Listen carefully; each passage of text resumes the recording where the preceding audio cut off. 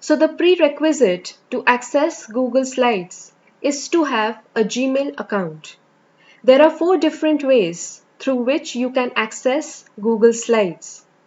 So firstly, log in to your Gmail account and click on these 9 dots, which is nothing but the Google Apps.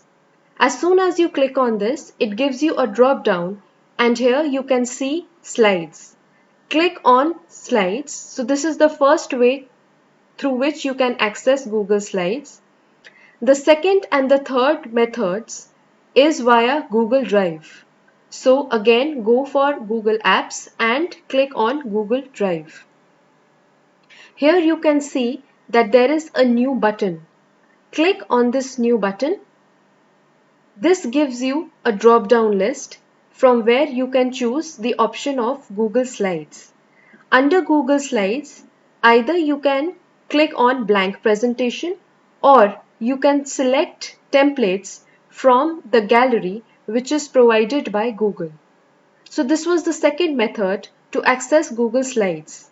The third is on the Google Drive itself, there is an option of My Drive. Click on the My Drive drop-down and again you can see the Google Slides option.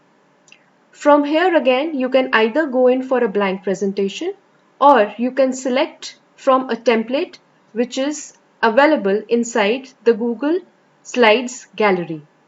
The last option to access slides is via the browser. Click on a new tab and write slides.google.com. So in all these 4 methods, as you can see, the screen will be the same. So as soon as you click on Google Slides, this interface will appear. Google Slides offers you a gallery of templates from which you can choose any template as per the requirements of your presentation. If I have to expand this template gallery drop-down, then I can see that it gives me a broad area through which I can select my templates.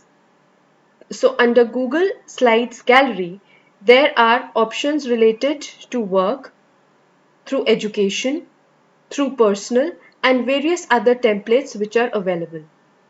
Also, as you can see that since I have logged in through my G Suite account, there is also a tab or you can say an option of your organization.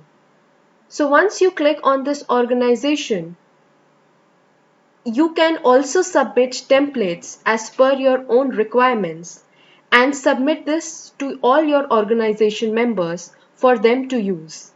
I haven't created a template as of now, but if you wish to submit and let other members of your organization use that template of yours, this is the right method to do it.